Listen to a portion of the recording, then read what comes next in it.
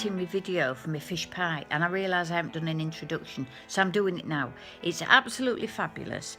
We always have it on Good Friday. It's about £1.50 a head, if that, and you'll see from the video I forgot to record the piping, so I've done it on a tin lid, but do have a go at it, it's great.